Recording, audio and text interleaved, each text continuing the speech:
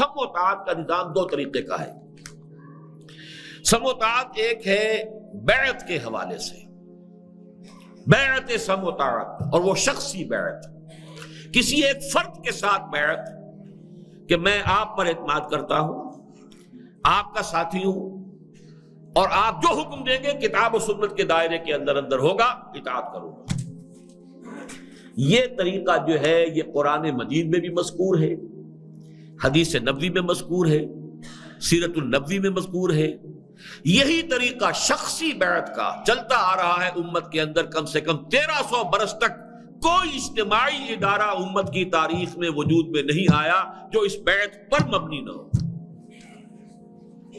سیرت نبی میں بیعت، بیعت عقبہ اولیٰ، بیعت عقبہ ثانیہ، بیعت رضوان، خلافت قائم ہوئی، بیعت ابو بکر سے بیعت، عمر سے بیعت، پھر ملوکیت ہوئی تو بیعت، اور جب خلافت کا نظام بگڑنے لگا تھا حضرت حسین رضی اللہ تعالی عنہ میدان میں آئے روکنے کے لیے تو بیعت لی. یہ دوسری بات ہے کہ کوفیوں نے بیعت توڑ دی، اس کا وبال ان پر آئے گا. حضرت حسین پہ کوئی الزام نہیں، ہزارہا لوگوں نے بیعت کی تھی. حضرت مسلم بن عقیل کے ہاتھ پر بیعت کی تھی حضرت حسین کے لیے رضی اللہ تعالی عنہ. پھر حضرت عبداللہ ابن زبیر نے حکومت قائم کی حجاز میں، اسلامی حکومت، تو بیعت کی بنیاد پر کی. پھر ہمارے ہاں صوفیانہ نظام قائم ہوا، ارشاد اور اصلاح نفس، تزکیہ، وہ بھی بیعت کی بنیاد، بیعت ارشاد. پچھلی صدی میں جتنے جہاد ہوئے بیعت کی بنیاد پر. ہندوستان میں عظیم ترین جہاد ہوا سید احمد بریلوی رحمت اللہ علیہ، بیعت کی بنیاد پر. جماعت سازی کا کون سی بنیاد تھی سوائے بیعت کے؟ مہدی سوڈانی نے جہاد کیا انگریزوں کے خلاف، بیعت کی بنیاد پر. سنوسی نے اٹلی کے خلاف بغاوت کی اور جہاد کیا، بیعت کی بنیاد پر. تو یہ تو ہے مسنون، منصوص اور معصور. لیکن میرے نزدیک ایک دستوری بنیاد پر بنی ہوئی جماعت بھی اگر وہ منظم ہے، ڈسپلن والی ہے، تو اس تقاضے کو پورا کرتی ہے اور وہ جائز ہے، مباح ہے.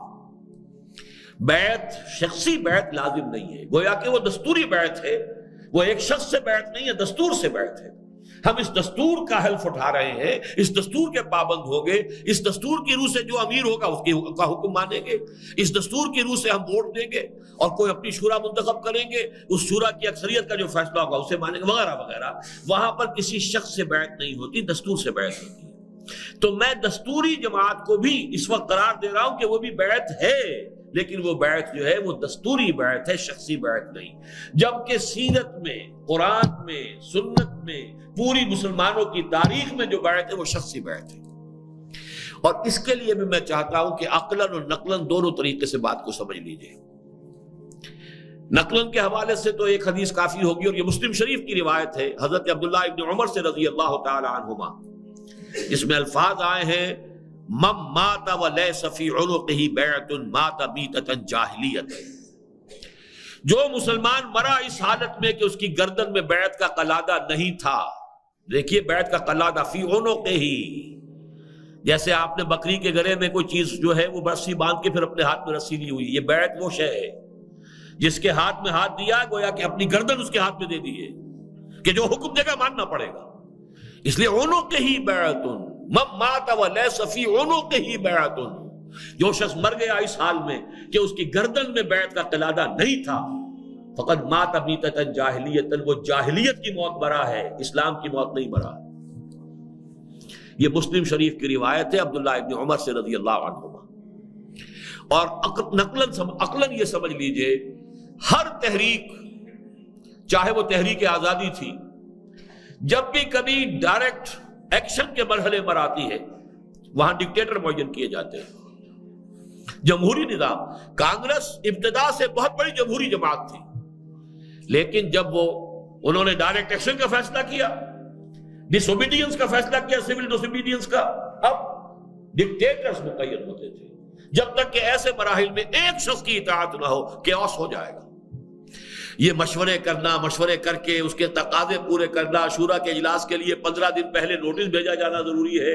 اگر نوٹس نہیں گیا ہے کہ اجلاس جو ہے وہ غیر قانونی ہو گیا، غیر دستوری ہو گیا، فلاں قاعدہ پورا نہیں ہوا، فلاں نہیں ہوا، جب وہ اصل بھٹی دہکتی ہے، جب کبھی مقابلہ شروع ہو جاتا ہے، جبکہ وہ جو ڈائریکٹ ایکشن کا مرحلہ آتا ہے، جبکہ ایکٹیو ریزسٹنس کا مرحلہ آتا ہے، جبکہ وہ کنفلکٹ جو ہے شروع ہوتا ہے بالفعل، پھر ان کے مراحل نہیں ہوتے، یہ تقاضے پورے نہیں کیے جاتے. ڈکٹیٹرز، یہ بھی مر گیا تو پھر دوسرا مر گیا تو تیسرا.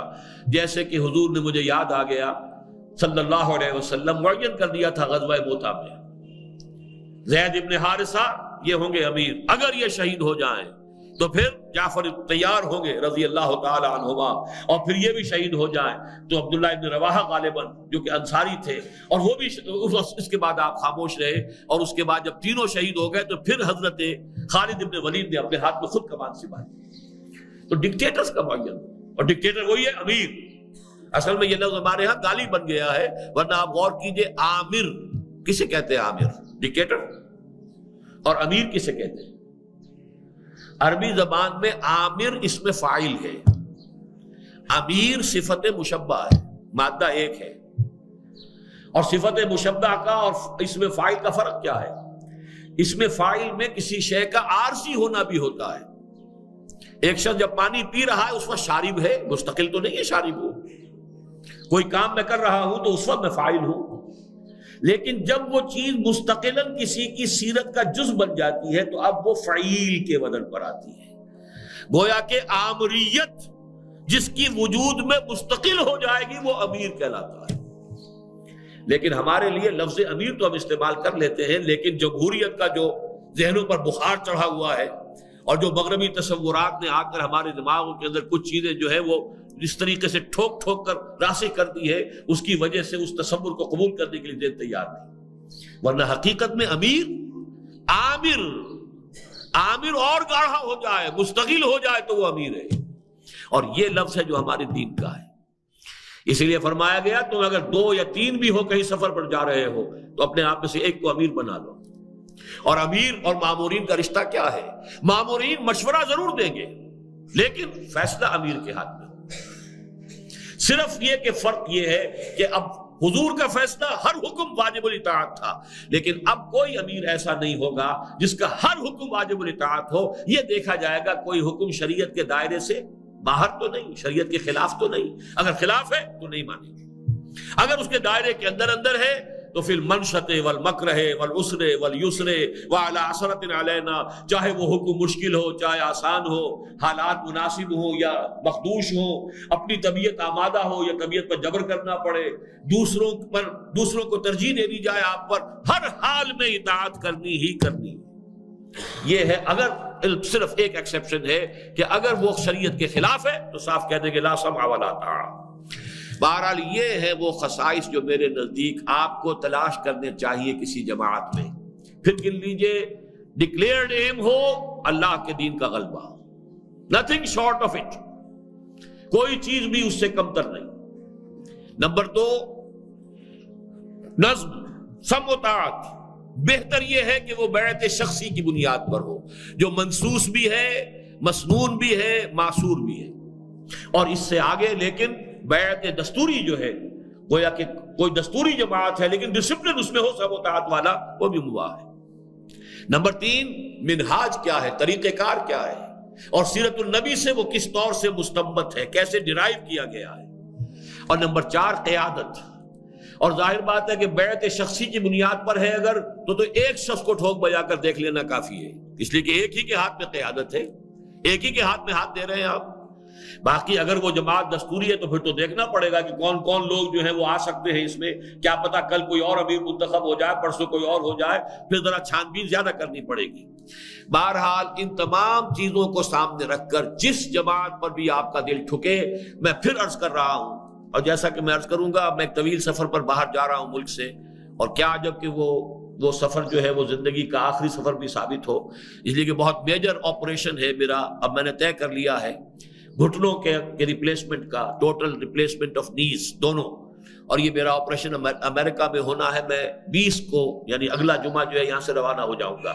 اس حوالے سے میں کہہ رہا ہوں کہ آخری بات بھی جو آپ حضرات سے کہہ رہا ہوں وہ یہ ہے کہ جو حالات جدھر جا رہے ہیں، دوڑو وگر نہ حشر نہیں ہوگا پھر کبھی. اٹھو وگر نہ حشر نہیں ہوگا پھر کبھی، دوڑو زمانہ چال قیامت کی چل گیا۔ اگر تو اپنا فرائض دینی کا یہ تصور واضح ہو گیا نمبر ایک، اور اگر پاکستان کا بقا کسی بھی درجے میں آپ کو عزیز ہے تو پھر یہ کہ اس میں تاخیر نہ کیجئے، ہر شخص کمر بستہ ہو جائے ان صلاتی و نسکی و محیای و مماتی للہ رب العالمین کے انداز میں، اور کسی نہ کسی جماعت میں شریک ہو جائے۔ البتہ اس کے بعد اپنے آنکھوں کو کھلا رکھے، کانوں کو کھلا رکھے، مزید غور و فکر جاری رکھے، جو بہتر جماعت سامنے آئے اس میں شامل ہو جائے۔